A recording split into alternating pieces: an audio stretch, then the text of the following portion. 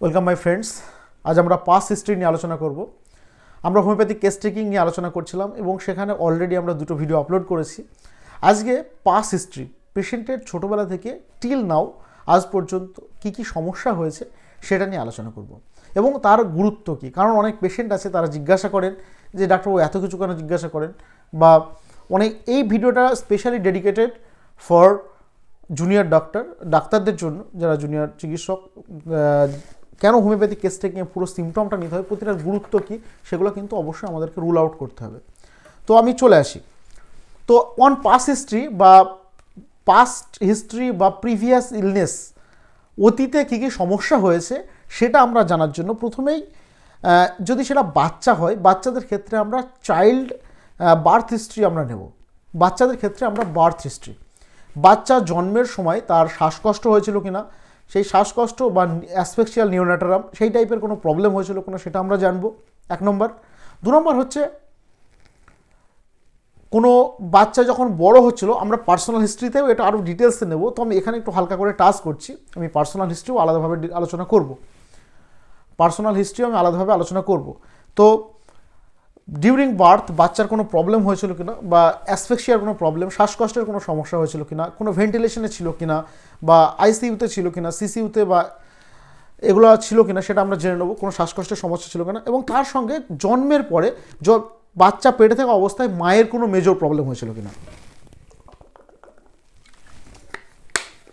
বাচ্চা পেটে থাকা অবস্থায় মায়ের কোনো মেজর প্রবলেম, মেজর ইলনেস, যেমন থাইরয়েডের সমস্যা, যেমন ফ্যাটি লিভার, যেমন কোলেস্ট্রল, যেমন ডায়াবেটিস মেলিটাস, হাইপারটেনশন, এইরকম টাইপের মেজর ইলনেস মায়ের হয়েছিল কিনা।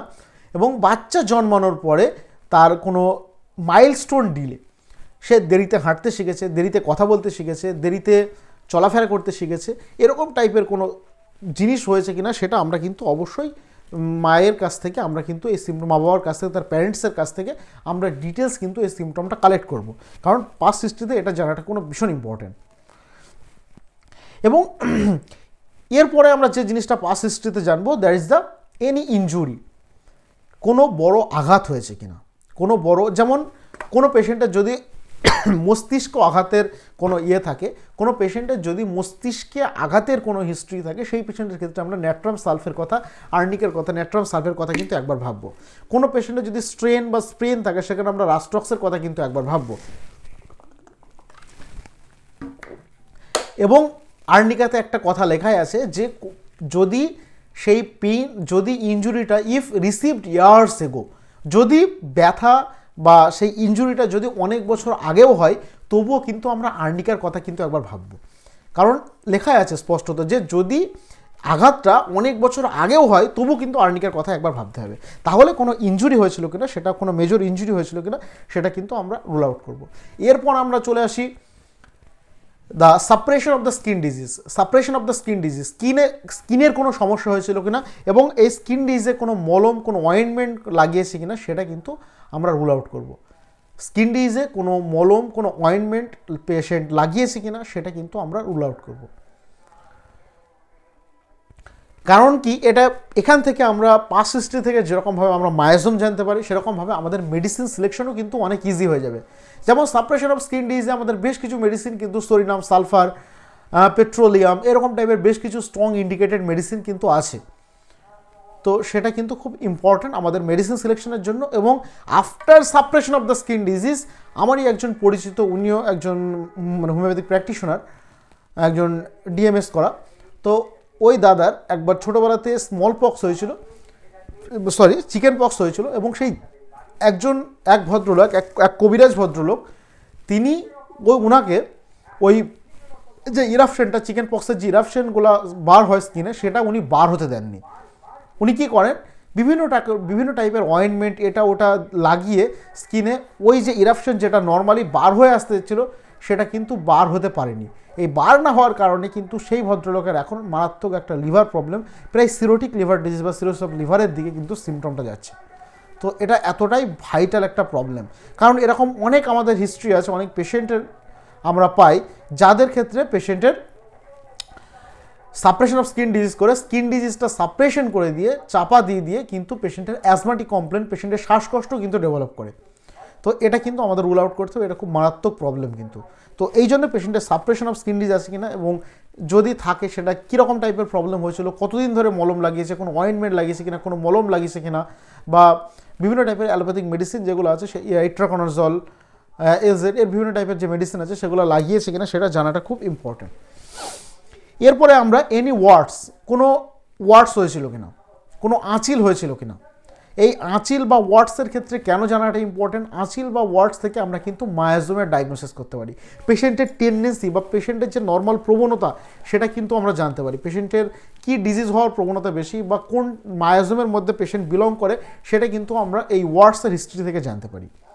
এবং বিভিন্ন টাইপের ভেনেরিয়াল ডিজিজ, এবং এগুলো ছাড়াও বিভিন্ন টাইপের পেশেন্টের কোনো ভেনেরিয়াল, পেশেন্টকে আমরা যেভাবে জিজ্ঞাসা করবো যে কোনো বন্ধু বান্ধবের পাল্লায় করে কোনো খারাপ জায়গায় গিয়েছিলেন কিনা, আপনার গনোরিয়া, সিফিলিস বা বিভিন্ন টাইপের sexual transmitted disease, syphilis, gonorrhoea, STD এবং এইচআইভি এইডস এরকম টাইপের কোনো প্রবলেম পেশেন্টের আছে কিনা বা অতীতে হয়েছিল কিনা সেটা আমরা অবশ্যই রুল আউট করব। কারণ any type of venereal disease, syphilis, gonorrhoea, এটা জানাটা কিন্তু পাস্ট হিস্ট্রিতে ভীষণ ইম্পর্ট্যান্ট। এবং এগুলো ছাড়াও history of the bites, history of the bites জানাটা খুব ইম্পর্ট্যান্ট। তাহলে হিস্ট্রি অফ দ্য বাইট, বা কোনো কুকুরে কামড়েছিল কিনা, বিড়ালে কামড়েছিল কিনা, আঁচড়ে দিয়েছিল কিনা, সাপে কামড়েছিল কিনা, স্করপিয়ন বা বিছে যাকে বলা হয় বাংলাতে যাকে বিছা বলা হয়, সেই বিছেতে কামড়েছিল কিনা। যদি এরকম কামড়ায় তাদের কিন্তু স্পেসিফিক, এই যেমন আমাদের একটা মেডিসিন লাইসিনাম বা হাইড্রোফ্রোবিনাম, সেখানে কিন্তু লেখাই আছে যে headache after dog bite if the dog is rabbit or not. খুব ইম্পর্টেন্ট লাইন, যে মাথার যন্ত্রণা হয়েছে ডগ বাইটের পরে থেকে, কুকুরে কামড়েছিল তারপরে থেকে মাথার যন্ত্রণা, যদিও সেই কুকুরটা সেটা র্যাবিট হতেও পারে বা নাও হতে পারে। র্যাবিস ভাইরাসে র্যাবিস অর নট, মানে র্যাবিস ভাইরাস তার ভিতর থাকতেও পারে বা নাও থাকতে পারে, কিন্তু সেখানে আমরা কিন্তু লাইসিনের কথা একবার ভাবতে পারি। এই নয় যে কুকুরে কামড়ালে আসলে আমরা লাইসিন দেবো, এরকম না, আমরা জিনিসটা মাথায় রাখবো। যদি সমস্ত সিমটম কোলাবোরেশন করে, সমস্ত সিমটম আমরা টোটালিটি করে পাই, তাহলে অবশ্যই আমরা লাইসিন দেবো, বা একটা ইন্টারকারেন্ট মেডিসিন হিসাবে আমরা কিন্তু লাইসিন প্রেসক্রিপশন করতে পারি। তো এটা গেল। এবং এগুলো ছাড়াও হিস্ট্রি অফ বার্ন, কোনো পুড়ে যাওয়ার কোনো হিস্ট্রি আছে কিনা সেটা কিন্তু আমরা জানবো। কেন বলছি পুড়ে যাওয়ার কোনো হিস্ট্রি আছে কিনা, আমাদের বিভিন্ন মেডিসিন যেগুলো আছে তার মধ্যে causticum, never been well seen after burn patient never been well seen. Patient পুড়ে যাওয়ার পর থেকে পেশেন্ট আর ভালো নেই, তার কিছু না কিছু একটা কমপ্লেন তার লেগেই আছে, এবং শরীরটা তার পরে থেকেই খারাপ বা এরকম সে রোগে পড়ে গেছে। সেই সমস্ত ক্ষেত্রে কিন্তু আমরা কস্টিকামের কথা একবার অবশ্যই চিন্তা করতে পারি। যদি সিমটম কোলাবোরেশন করে বা যদি সিমটমস টোটালিটি ম্যাচ করে, অবশ্যই আমরা কস্টিকাম পেশেন্টকে দেবো। এবং অন্য কোনো মেডিসিন দিলেও সেখানে আমরা ইন্টারকারেন্ট ড্রাগ হিসাবে কিন্তু কস্টিকামের কথা একবার ভাববো। এই সিমটমের ইম্পর্টেন্ট। এরপরে আমরা কোনো কোনো অপারেশন পেশেন্টের হয়েছে কিনা, যদি কোনো পেশেন্টের অপারেশন হয়, এই অপারেশনের পর থেকে আমরা কিন্তু পেশেন্টের মায়াজম জানতে পারি। কিসের অপারেশন, যখনই আমরা শুনবো যে কোনো মেজর অপারেশন হয়েছে, তখনই আমরা জিজ্ঞাসা করবো কিসের অপারেশন হয়েছে।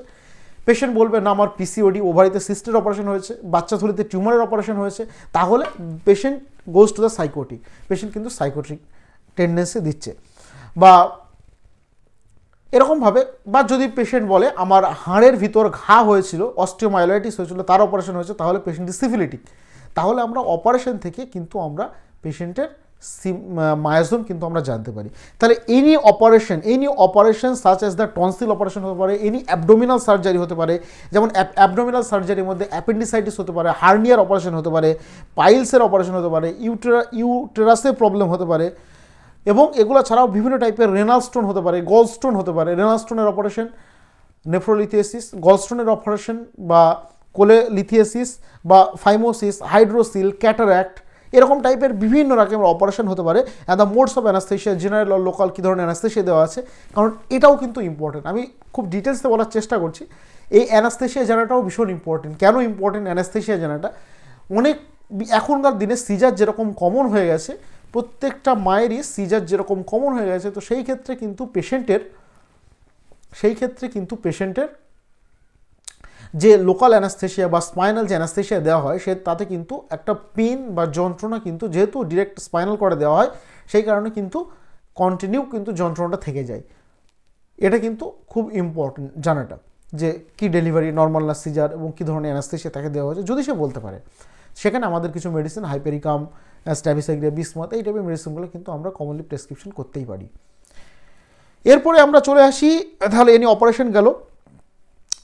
এনি ইনফেকশিয়াস ডিজিজ, কোনো ইনফেকশিয়াস ডিজিজ হয়েছিল কিনা পেশেন্টের, কোনো যেমন মিজেলস, মাম্পস এরকম টাইপের কোনো ইনফেকশিয়াস ডিজিজ পেশেন্টের হয়েছিল কিনা, পেশেন্টের কোনো ইনফেকশিয়াস যেগুলো মোস্ট কমনলি যেমন মিজেলস, মাম্পস আছে, বা এগুলো ছাড়াও স্কেবিস, বিভিন্ন টাইপের স্কিন ইনফেকশন, বিভিন্ন টাইপের ফাঙ্গাল ইনফেকশন পেশেন্টের ছিল কিনা, এটাও কিন্তু পেশেন্টের আমাদের জানাটা খুব ভাইটাল বা খুব ইম্পর্টেন্ট।